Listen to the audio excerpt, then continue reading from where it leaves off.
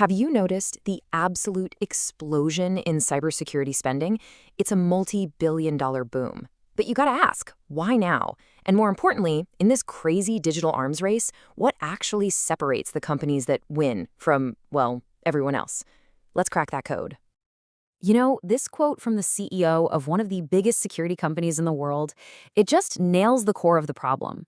You see, for years, companies would buy dozens of different security tools that didn't even talk to each other. And that chaos, that's exactly what modern attackers are built to exploit. And that right there, that reality has changed everything. Security spending isn't optional anymore. It's not some line item on a budget that gets slashed when things get tight. Nope. It's now a mission-critical, absolutely fundamental part of doing business, just like keeping the lights on. So what's really driving this incredible shift?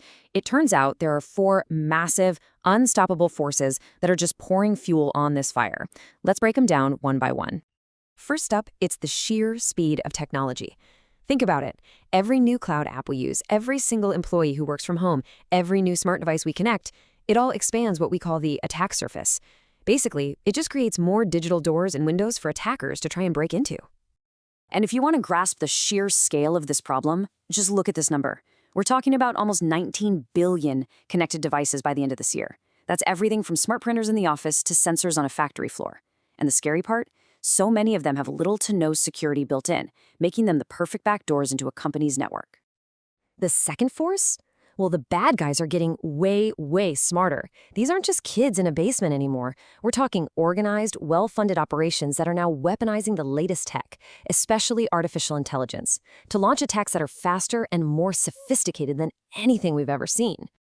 And make no mistake, AI is dead center in this arms race. The attackers use it to create super convincing fake emails and malware that can change on the fly. So what do the defenders do?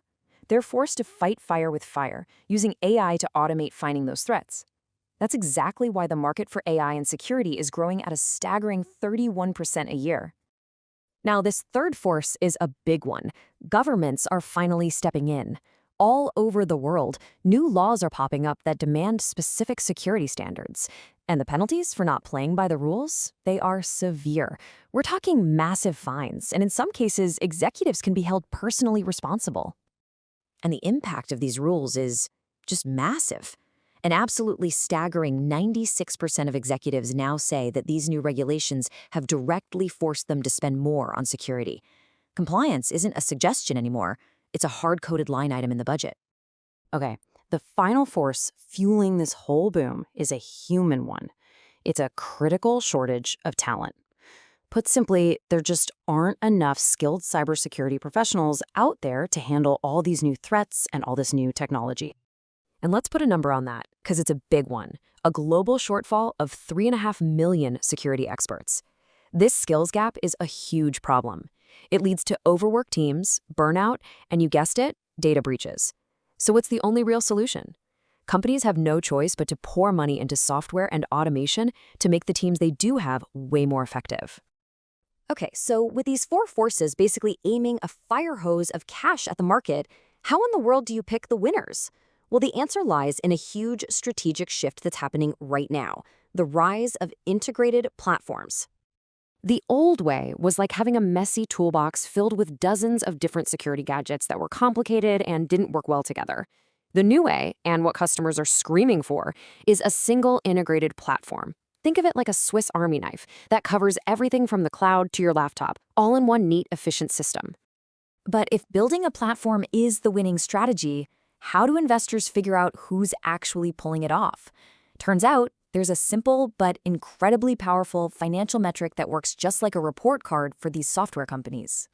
It's called the Rule of 40. It's this beautiful little benchmark that says a healthy software company's revenue growth rate plus its free cash flow margin, which is just a fancy way of saying how much actual cash it's making, should add up to 40% or more. It perfectly shows if a company can grow super fast and be profitable at the same time. And honestly, the math itself is so simple.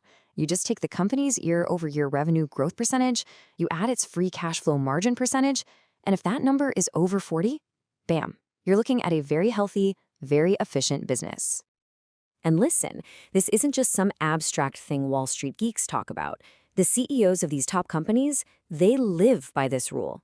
Right here, you have the CEO of Zscaler bragging that his company isn't just hitting the rule of 40, they're aiming for a rule of 50. Now that is what elite performance looks like. So who are these elite platform companies, these digital arms dealers who are actually winning the race? All right, let's pull up the scoreboard and see how the leaders are stacking up against the very metric we just talked about. And here it is. This is where it all comes together. The scoreboard tells a really clear story. Just look at Palo Alto Networks, a massive score of 54%. Then you've got CrowdStrike and Zscaler, two other huge platform leaders, both coming in strong at 45%. They are all just crushing that 40% hurdle, which proves their business models are both growing like crazy and are super efficient. So, what are the big takeaways here? First, just remember that security spending is now a fundamental, must-have cost of doing business. Second, the whole industry is moving away from that messy toolbox of single products and towards unified platforms. Third, the real winners are the ones who can grow at lightning speed while also making money. And finally, that rule of 40, that's your gold standard for spotting them.